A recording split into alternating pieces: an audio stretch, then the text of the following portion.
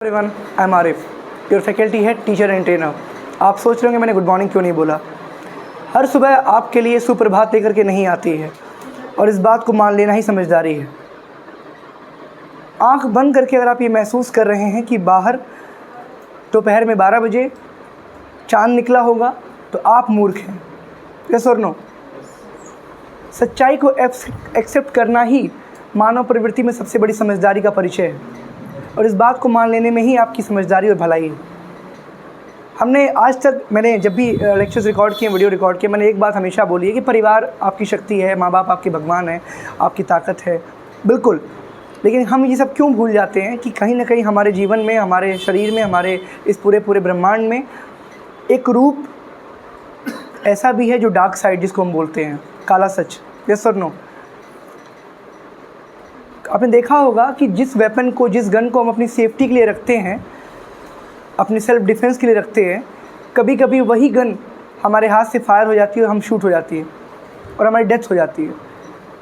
या आप self defence को जिसका नाम दे रहे हैं, फ्रस्ट्रेशन में पहले आपका हाथ हथियार पे ही जाता है और आप फायर कर देते हैं गुस्से में, तनाव में आकर के, क्योंकि आपके दिमाग में ये बात रहती है मेरे पास हथियार है, बंदूक है। वो हथियार सबसे बड़ा आपका क्रोध, आपका गुस्सा है, जो आग में घी डालने का काम करता है। समझ रहे हैं? कहते हैं लोहा इतना मजबूत है कि उसको अगर लोहार को अगर उसका शेप चेंज करना है तो उसे हीट देना पड़ेगा, टेम्परेचर देना पड़ेगा, यानी गर्म करना पड़ेगा। गर्म करके ही आप किसी का शेप चेंज कर सकते हैं। लेकिन इस बात को हमेशा याद रखिएगा, दो बातें, कि लोहे को गुस्सा दिला के, हीट करके, गर्म करके उसका शेप, उसका आकार चेंज कर दिया जाता है और लोहा अपने ही रस्टिंग से, यानी अपने जंग से समाप्त हो जाता है। लोहे को और कोई नहीं मार सकता, ख़त्म कर सकता है उसके जंग के अलावा। इंसान भी वैसा ही है। किसी परिवार में कोई इंसान जब जी तोड़ मेहनत करता है और परिवार के नाम के साथ साथ अपना नाम, साथ में समाज का नाम सब लेके चलने की कोशिश करता है, तो लाखों लोग उसको गिराने की अपार कोशिशें करते हैं। समझ रहे हैं आप?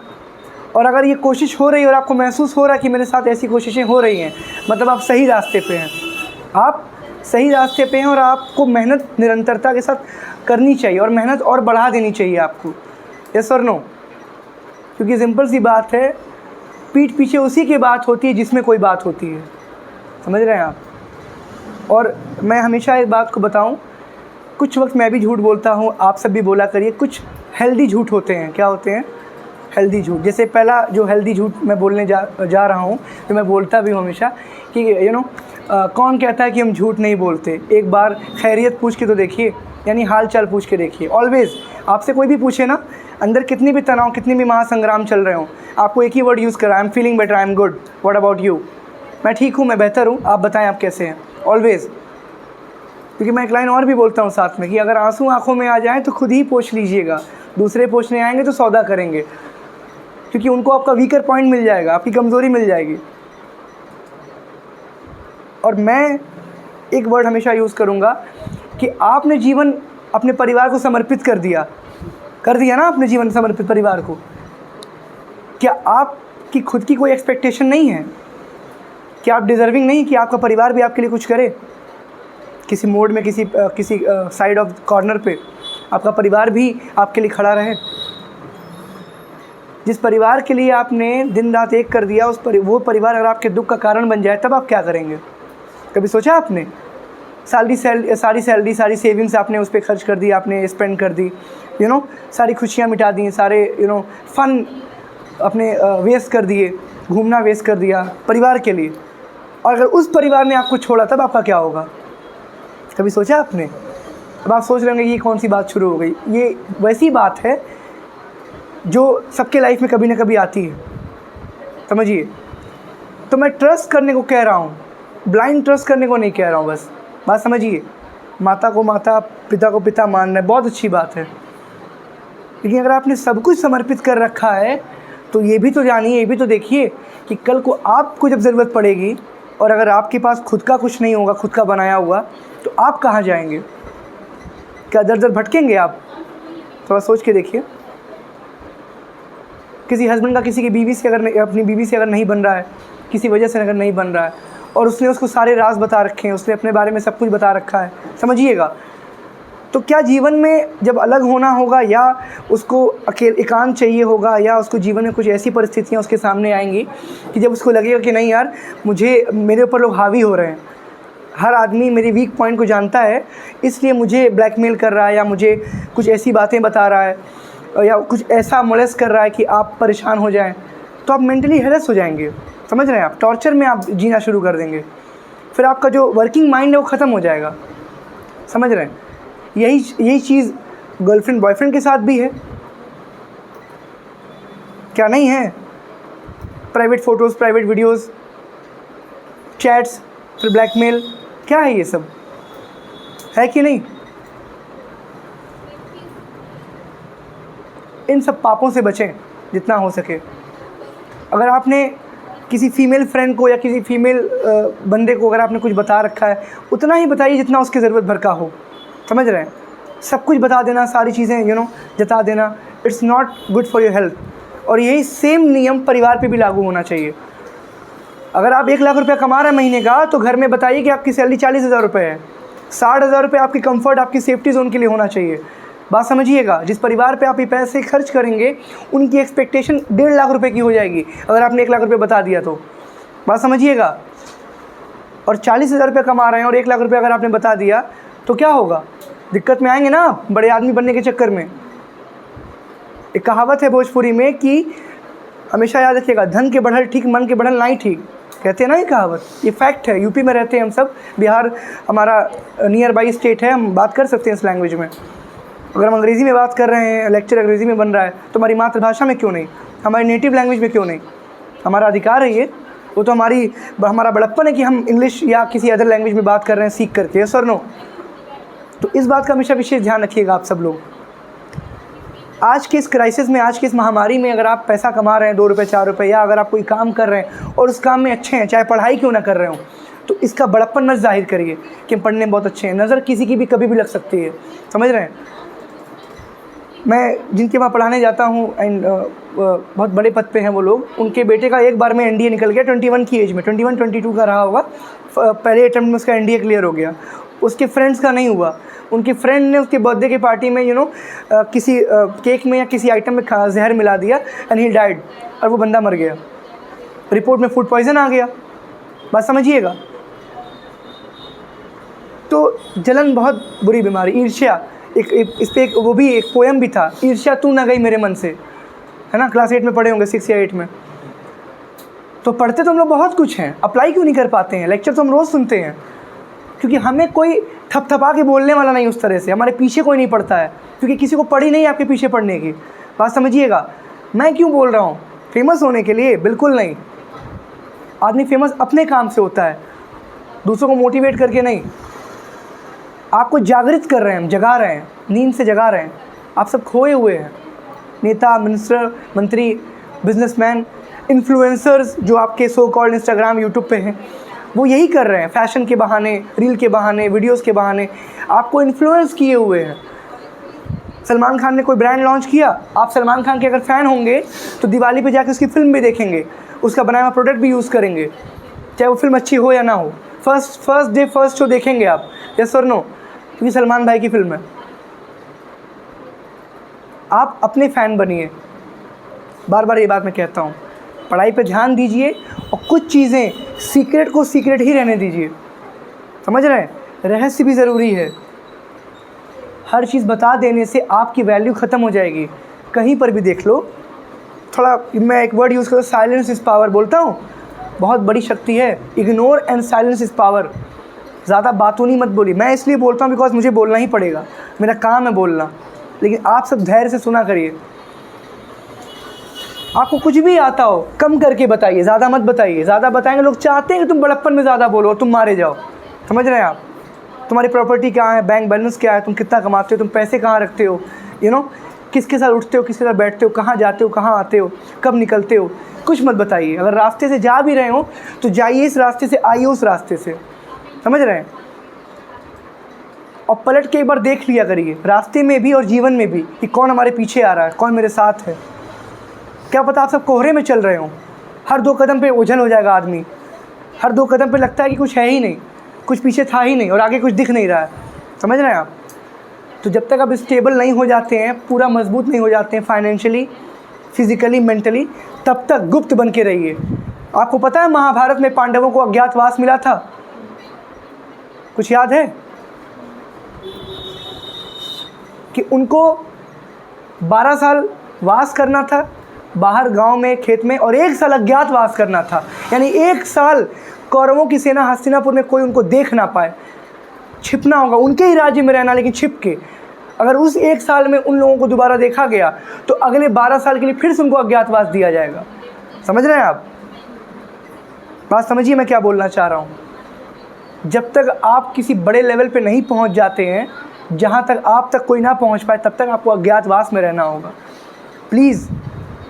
और मैं वही बातें आपको बताता हूँ जो मैंने एक्सपीरियंस की हैं, कोई किताबी बातें नहीं है, आपको गूगल पे नहीं मिलेगा ये। हाँ, किसी बड़े एंटरप्रेन्योर की बायोग्राफी में मिल जाए, किसी आदमी ने डाला हो तो अलग बात है, लेकिन वही बताता हूँ जो आपके लिए भले की बात होगी।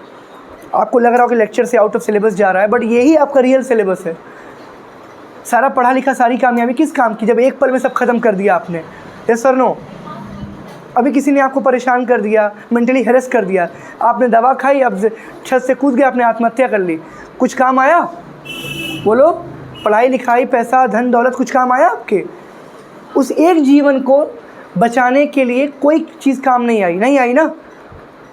तो बेहतर है पहले हम उस चीज़ को सिक्योर करें जो सबसे कीमती है, जान, जो गरीब की भी बराबर है और अमीर की भी बराबर है, प्रधानमंत्री की भी बराबर है और फ़कीर की भी बराबर है। सर नो, उस चीज़ पे काम करिए, अपने आप को अज्ञातवासी बना के रखिए।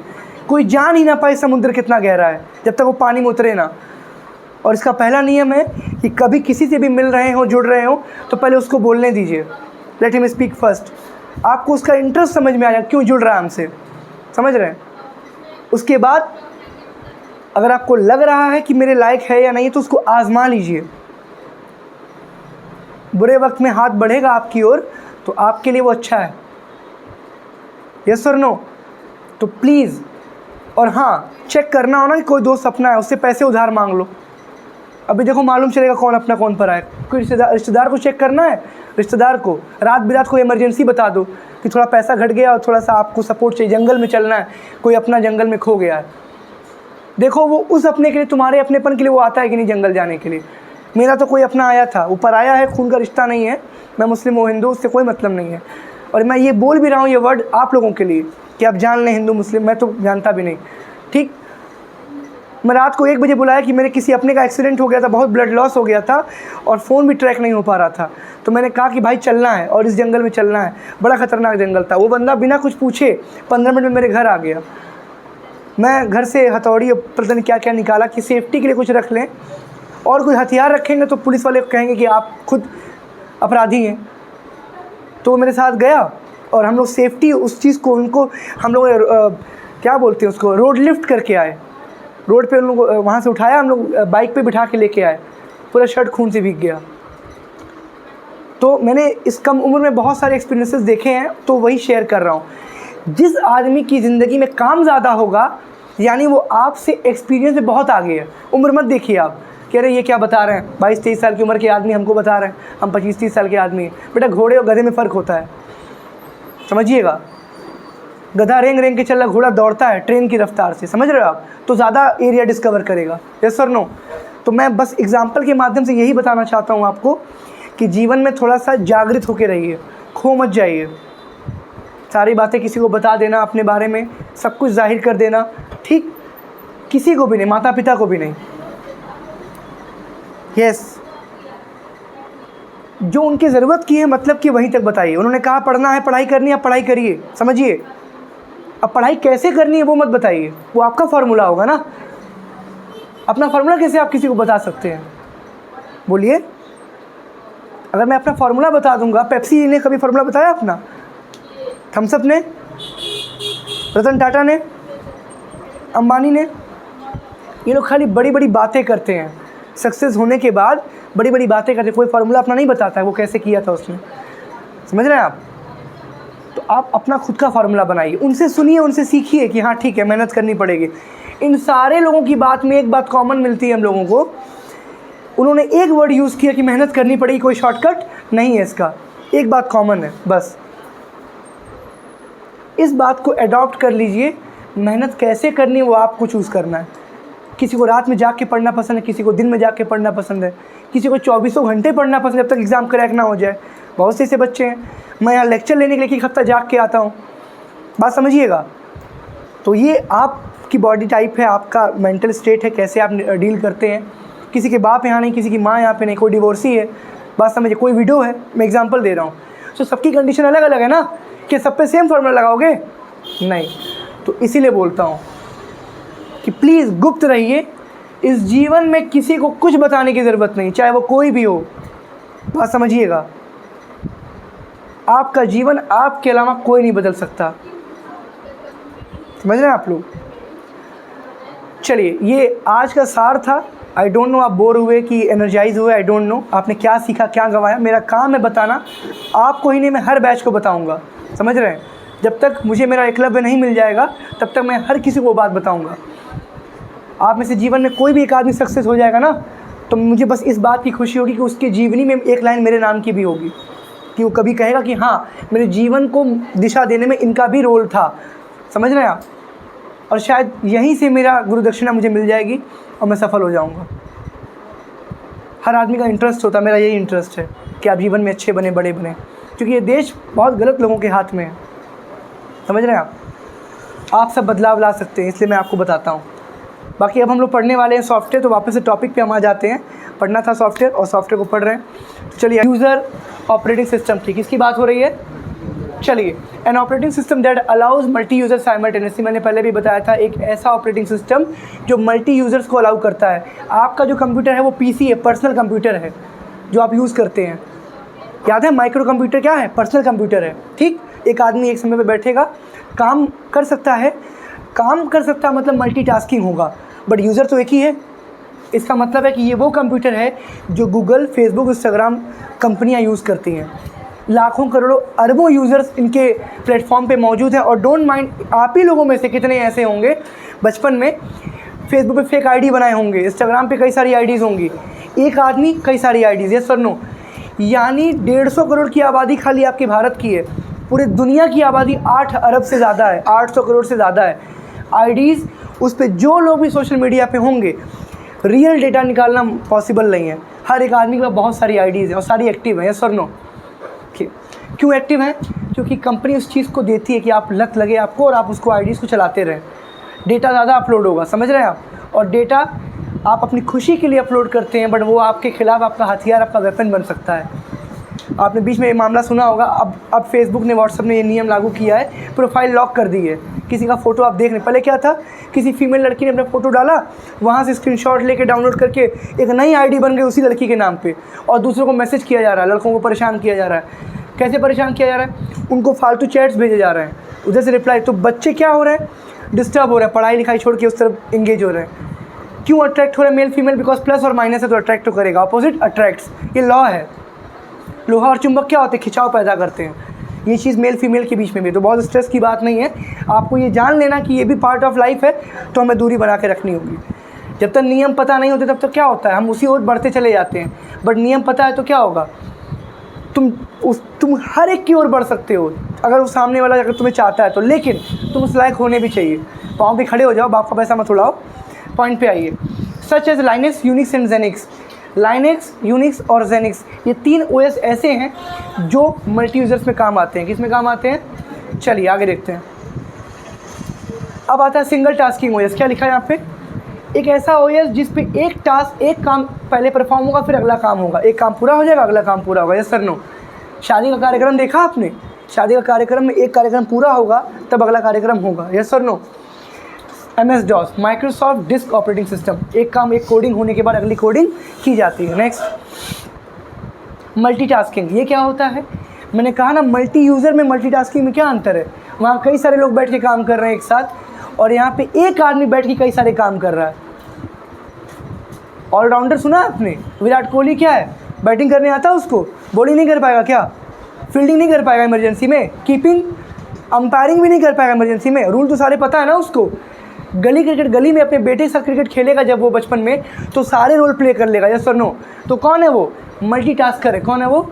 आपकी माँ चाय बनाती हैं, कॉफ़ी नहीं बना पाती हैं, मैगी, खाना, जब सब कुछ कर लेती हैं, सबकी रेसिपी अलग है, सबकी इंग्रेडिएंट्स अलग, सबके स्पाइसेस अलग हैं, सबके फार्मूलाज अलग अलग हैं, बट शी कैन हैंडल मोर। तो क्या होगा? मल्टीटास्किंग। हमारे पास MS DOS को छोड़ करके जितने भी OS मौजूद हैं वो सारे मल्टीटास्कर हैं। क्या हैं? WinWord, Notepad, MS Paint, Excel, Google, YouTube, सब हम काम कर सकते हैं, सर नो। चलिए आगे देखते हैं। मल्टी प्रोसेसिंग किसकी बात कर रहे हैं हम लोग? अब ये क्या होता है? नाम में ही काम छिपा हुआ है। एक काम को मल्टीपल प्रोसेस से करना। किससे? मल्टीपल मैं समझाता हूँ। मैंने कहा अभी को कि 11 से लेकर 30 तक का टेबल हमको लिख के दिखाओ, तो उसने चैट GPT में लिख दिया, mister chat please write tables from 11 to 30 for me. Codes लिख दिए उसने, चैट GPT में कोडिंग होकर के आ गई, अपने आप सारे टेबल्स आ गए ना। वही मैंने क्लास 2 की बच्ची सृष्टि शुक्ला को मैंने कहा कि तुम 11 से 30 तक टेबल लिख के दिखाओ। उसने मैनुअल रास्ता अपनाया, पेन पेंसिल लिया, पेंसिल लिखना चालू कर दिया। जहाँ टेबल उसको नहीं आ रहा था उसने उस नंबर का उस नंबर से मल्टीप्लाई शुरू कर दिया। लाइक उसको पता नहीं 13 5 जा कितना होता है, नहीं पता है, तो पढ़ते पढ़ते वो ऐड करते हुए आगे बढ़ी। जब एडिशन करना मुश्किल हो गया तो मल्टीप्लिकेशन शुरू कर दिया, 13 × 5 करने लगी, 65 आया कि नहीं आया। तो क्या एक काम को हमने दो तरीके से नहीं किया? Multi processing. क्या बोल रहे हैं? यस और नो। अब देखिए क्या कह रहा है, N operating system that can handle multiple processor in single CPU। यानी ढांचा एक, आपका डिवाइस एक, अंदर कई सारे प्रोसेसर लगे हुए हैं। क्या लगे हैं? तो क्या होगा? काम एक है लेकिन बहुत सारे हाथ आ गए काम को निपटाने के लिए। लिंटर में आपके वहाँ जब छत लगती है तब क्या होता है? सबका काम एक ही है, छत ढालना है, लेकिन कितने सारे हाथ आ जाते हैं, मजदूर बहुत सारे आते हैं कि नहीं आते हैं। इसका मतलब एक काम के लिए बहुत सारे लोग, मल्टी प्रोसेसर्स। क्या बोलेंगे आप? एग्जैक्टली। चलिए आगे देखते हैं। अब आपकी बारी आती है मल्टी थ्रेडिंग की। मैं थ्रेडिंग की बात नहीं कर रहा जो आप आईब्रोज का करवाते हैं, मैं मल्टी थ्रेडिंग की बात कर रहा हूँ, वो ध्यान दीजिए। An operating system that allows to run multiple part of single program. Multiple parts of single program. एक काम को बांट दिया गया है। क्या कर दिया गया है? सेक्शन सुना है? बुद्ध विहार आपके वहाँ कॉलोनी तारामंडल में Buddh Vihar part C, part B, part A सुने आप लोग? वो छोड़िए, गीडा सुना आपने? गीडा सेक्टर 9, 8 जो भी बोलते हैं आप लोग। क्यों बोला गया है? क्योंकि एक सेक्टर, एग्जांपल दे रहा हूँ, नाम एग्जैक्ट नहीं है। गीडा सेक्टर 9 में इंडस्ट्रियल एरिया, कौन सा एरिया है? व्यापारिक क्षेत्र है। वहाँ पे आपके कमर्शियल यानी उद्योग से रिलेटेड काम होते हैं। फिर एकेडमिक सेक्शन है, वहाँ पे क्या है? श्री कृष्णा एकेडमी है, स्कूल चलता है। उसके बाद वहाँ पे आपके टेक्नोलॉजी वाले कॉलेजेस, ITM है, BIT है, यस और नो। टेक्निकल IT सेक्टर अलग हो गया, एकेडमिक्स अलग हो गया, इंडस्ट्रियल अलग हो गया। एक सेक्टर और भी है, वो क्या है? Farmers field. क्या है? खेती बाड़ी, एग्रीकल्चर, यस और नो। सारे डिविजन्स हुए कि नहीं हुए? बोलिए। एग्जैक्टली। लैंड तो वही है ना, पूरा गीडा में ही तो आता है, सेक्टर्स डिवाइड है, यस और नो। आप लोग सर्कल पढ़े होंगे, सेक्टर, सेगमेंट नहीं पढ़े क्या? एग्जैक्टली वही चीज़ है। तो यहाँ पे बोल क्या रहा है? मल्टी थ्रेडिंग का मतलब होता है कि एक प्रोग्राम है, उसको अलग अलग भागों में डिवाइड कर दिया गया, तुमको ये डिपार्टमेंट, तुमको ये डिपार्टमेंट, और सारे काम किसके लिए कर रहे हैं? रेवेन्यू जनरेट कर रहे हैं। क्या कर रहे हैं? तो यहाँ का DM कौन है? यहाँ का DM आपका TC है। TC क्या होता है? टिकट कलेक्टर नहीं, टैक्स कलेक्टर। क्या है? एग्जैक्टली। ब्रिटिशर्स ने हमको TC दिया था, DM दिया था, वाइस रॉय उस समय से, कि उसका काम ही है रेवेन्यू जनरेट करना। और ये अंग्रेज़ी नियम है कि आप डिस्ट्रिक्ट मजिस्ट्रेट की नौकरी नहीं ले सकते हैं, कोई चीफ मिनिस्टर, कोई प्राइम मिनिस्टर उसकी नौकरी नहीं खा सकता, एक्सेप्ट प्रेसिडेंट। अगर उस पर वैसे कोई चार्जेस ना लगे हो तो सबूत जब तक नहीं मिलेगा, ट्रांसफ़र कर सकते हैं, नौकरी नहीं खा सकते हैं। वैसे अथॉरिटी किसकी है? मल्टी थ्रेडिंग की भी है। काम डिवाइड कर दिया, सारे काम करके ला के आपको देगा, कोई दिक्कत आना किसी को नहीं। फंक्शन ऑफ OS की बात करने वाले हैं। फंक्शन मतलब क्या होता है? कार्यक्रम। किसके? ऑपरेटिंग सिस्टम्स के। पहला सुनिए, प्रोसेस मैनेजमेंट। कंप्यूटर में जो भी प्रोसेस होता है उसको कौन मैनेज करता है? हमारा OS। कौन करता है? काम नंबर 2, डिवाइस मैनेजमेंट। माउस लगा है कि नहीं, कीबोर्ड लगा है कि नहीं, कौन चेक करता है? OS चेक करता है, क्योंकि वो कौन है? System software. क्या है? क्या होता है system software? That is between the user interface, between user and hardware. Hardware और यूज़र के बीच में एक ऐसा विंडो पेश करता है जो टेक्निकली सबसे क्या है? अटैच्ड है। क्या है? Input output management. अब ये क्या है, इनपुट में बहुत सारे डिवाइसेस हैं, सारे वायर थोड़ी कनेक्ट होते हैं हार्डवेयर से, वायरलेस भी तो होते हैं, ब्लूटूथ वाईफाई क्या है ये सब। आउटपुट स्पीकर, बहुत सारे आउटपुट आ गए हैं वायरलेस, कैमराज आ गए हैं, नहीं आए क्या। तो इसका मैनेजमेंट भी कौन करता है, आपका ऑपरेटिंग सिस्टम। उसको आईओ मैनेजमेंट क्या बोलते हैं, फाइल मैनेजमेंट। जो भी आप फोल्डर्स बनाते हो, अब फाइल और फोल्डर में अंतर है।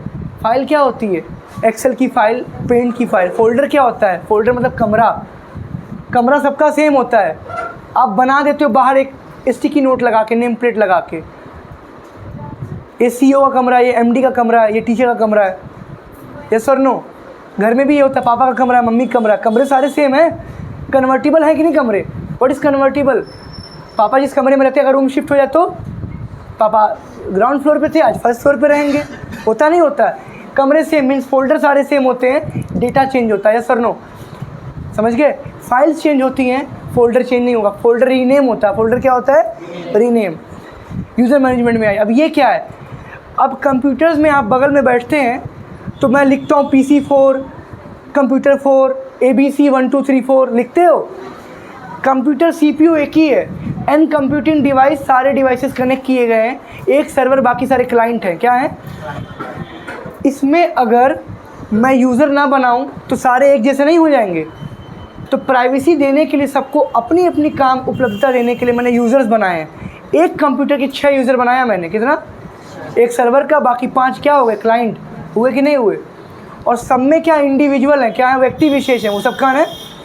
और व्यक्ति विशेष क्या करता है, अभी को अगर पावर पॉइंट पे काम करना है, कुलदीप को MS वर्ड पे काम करना है, अपनी मर्जी, दोनों की अपनी प्राइवेसी है, यस और नो। और तभी तो कल आके झगड़ा करते दोनों कि नहीं ये मेरी कंप्यूटर, ये मेरा कंप्यूटर, मैं इस पर बैठूंगा, यस और नो। मेरी फाइल सेव है, क्या है, मेरी फाइल सेव, मेरा फोल्डर सेव नहीं बोले हैं, क्या है, फाइल सेव। आगे देखिए, मेमोरी मैनेजमेंट।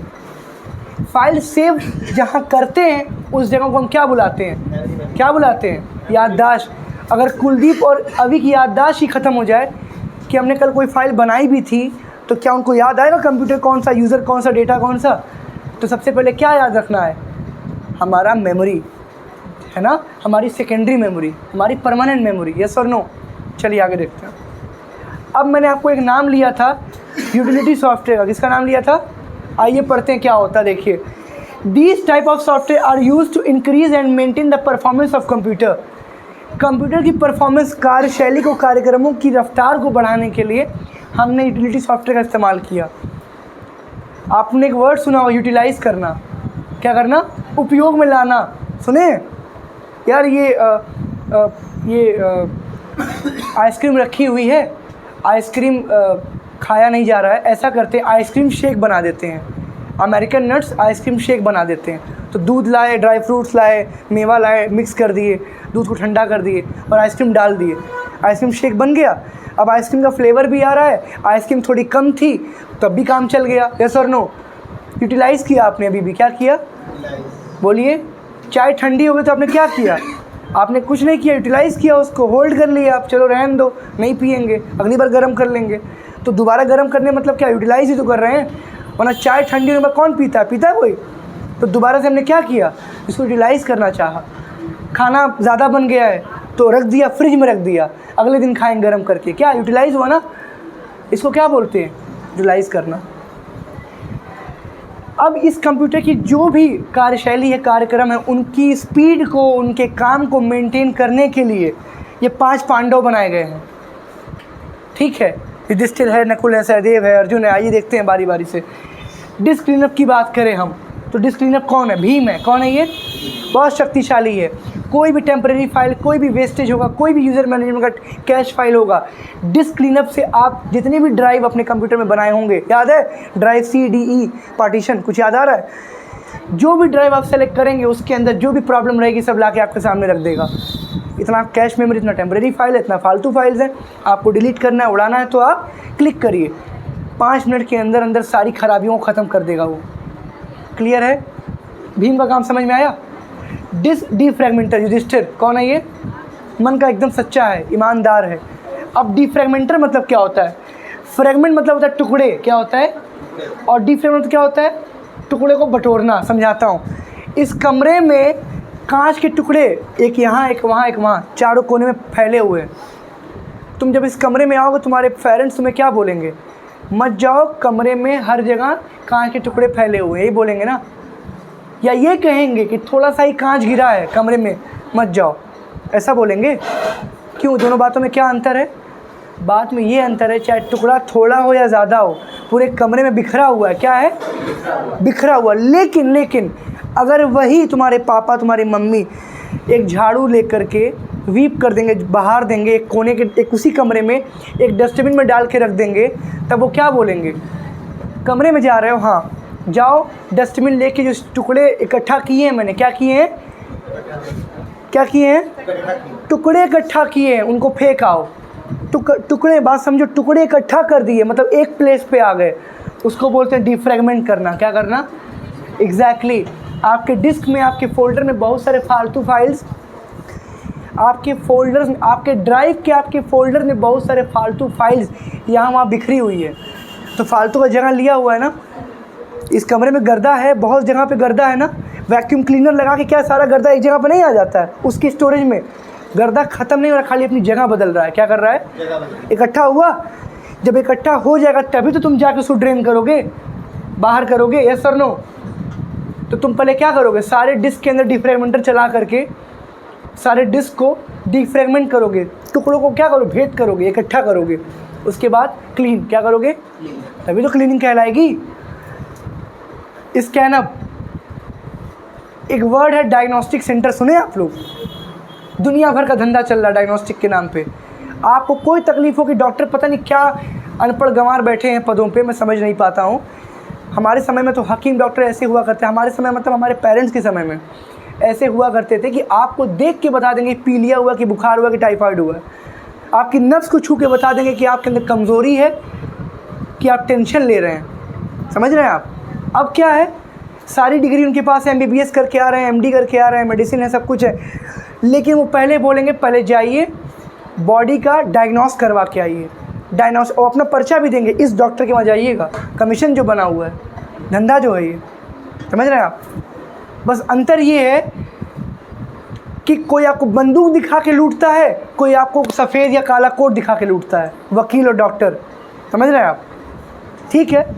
और ये आपको तब समझ में आएगा जब आप पढ़ लिख के काबिल होंगे, जब सारे नियम आप जानेंगे, जब सारी दवाओं का आपको पता होगा, सारी बीमारियों का आप अंतर जानेंगे, बचपन से ही अच्छा खाएंगे, अच्छा नहाएंगे, तो ना आप बीमार पड़ेंगे ना डॉक्टर के वहाँ आप जाएंगे, ना कोई आपको लूट पाएगा। समझ रहे हैं आप? और कुछ आपके कर्म भी इसमें बहुत मैटर करते हैं। जब बोया पेड़ बबूल का तो आम कहाँ से खाएँ? अच्छे कर्म नहीं करेंगे तो कोई ना कोई किसी न किसी रूप में बीमारी या कोई ना कोई परेशानी आपके जीवन में आएगी। और जब मेरे साथ कोई बुराई या परेशानी, कोई बीमारी आती है, मैं सीधे, मेरा ध्यान वहीं जाता है कि लगता है मुझसे कोई गुनाह, कोई गलती हो रही है या मैंने कुछ पाप किया कहीं, पक्का। और ये मान लेना ही समझदारी है, क्योंकि ये मानते ही आप भगवान के आगे समर्पित हो जाते, सर झुक जाता है आपका। समझ रहे हैं? और जब आप सर झुक जाएगा तो आप विनम्र हो जाएंगे, घमंडी नहीं बनेंगे आप। वरना आप ये सोचेंगे अरे बीमारी हुई, बहुत पैसा मेरे पास, बड़ी से बड़ी हॉस्पिटल में दिखाएंगे। इस समय आपको हॉस्पिटल की नहीं, मंदिर या मस्जिद की ज़रूरत है। समझ रहे हैं? बात वही है यहाँ पे, स्कैनअप का डायग्नोस करना। कंप्यूटर में कोई भी खराबी, कोई भी वायरस, कुछ भी आपको लग रहा है कि प्रॉब्लम कर रहा है, हैंग कर रहा है, माल फंक्शन कर रहा है, पहले आप स्कैनअप चलाएंगे। क्या चलाएंगे? सारे के सारे रेसिडुअल टेम्परेरी कैश फाइल की लिस्ट बना के आपको वो दे देगा कि कितने कितने ख़राब फाइल आपके पास मौजूद हैं।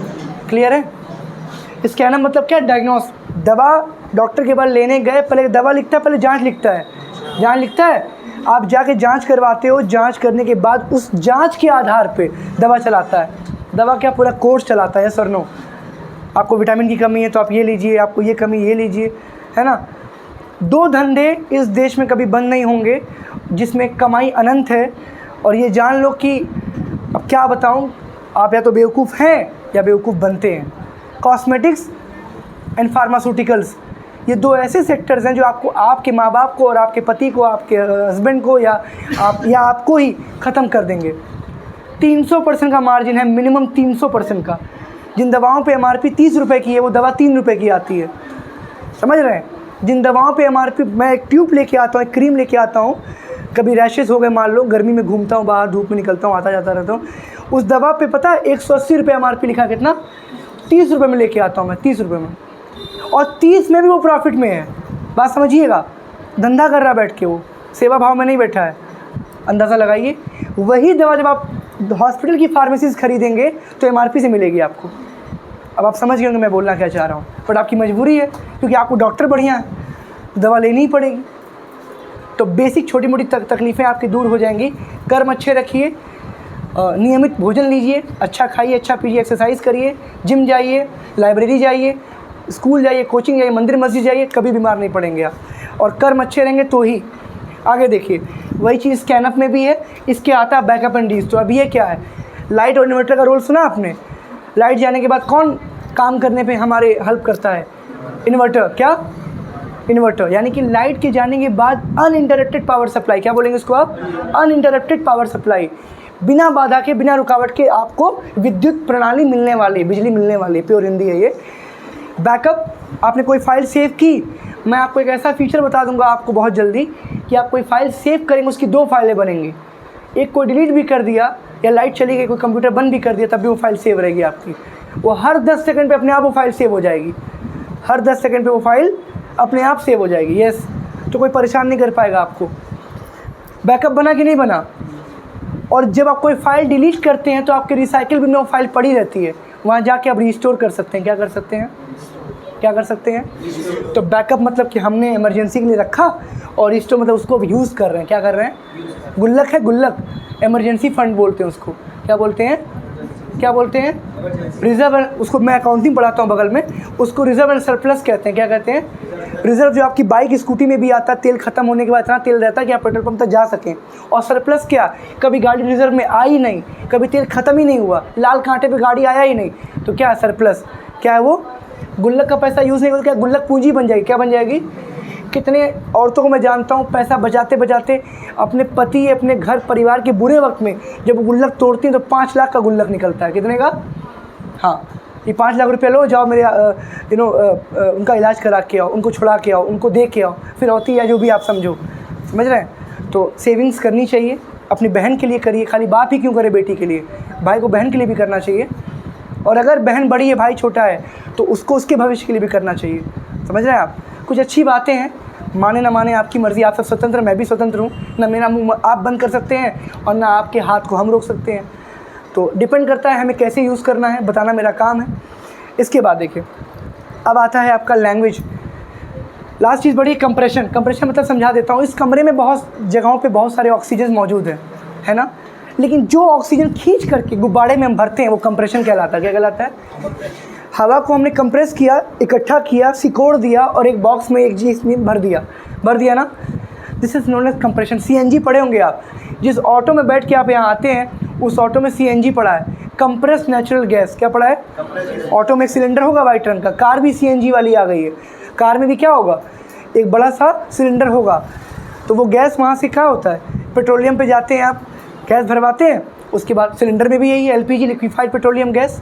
LPG में क्या होता है, गैसेस बहुत सारे हैं, तो गैस की खानों में गैस मिलता है, वहाँ से इकट्ठा करके सिलेंडर में स्टोर करके आपके सिलेंडर में रिफ़िल किया। क्या करते हैं, रिफ़िल किया। कोई दिक्कत ज़्यादा किसी को।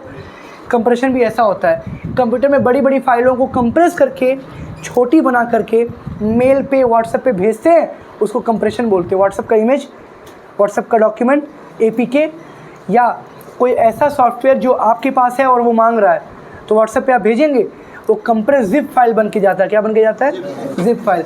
और जिप फाइल मतलब क्या, जिप बंद करते हो ठंडी में अपने जैकेट का, और गर्मी लगने पे खोल देते हो, खोलते हो, अनजिप। क्या होगा, जिप फाइल एक सॉफ्टवेयर की मदद से अनजिप होगा। विनरार, क्या बोलते हैं उसको, क्या बोलते हैं उसको, विनरार।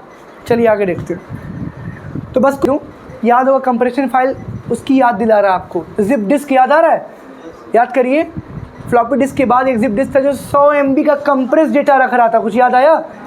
यानी वो 100 MB का डेटा और बड़ा था, कंप्रेस करके छोटा किया गया। एक एग्जांपल और, तुम लोग जाते हो फॉर्म भरवाने अपने एग्ज़ाम के लिए, तो फ़ोटो देते हो उसको, वो क्या बोलता है, फ़ोटो 50 KB का दीजिए, 100 KB का दीजिए। साइज़ की कंप्रेशन की बात कर रहा है वो, किसकी बात कर रहा है। और फ़ोटो मतलब क्या, फ़ोटो से एक और वर्ड याद आ रहा होगा, resolution of pixels, PPI, pixels पर इंच, याद आया। तो पिक्सल्स की क्वालिटी को हम क्या कर रहे हैं, कंप्रेस कर रहे हैं। क्या कर रहे हैं, आई होप यू अंडरस्टैंड। आगे देखिए।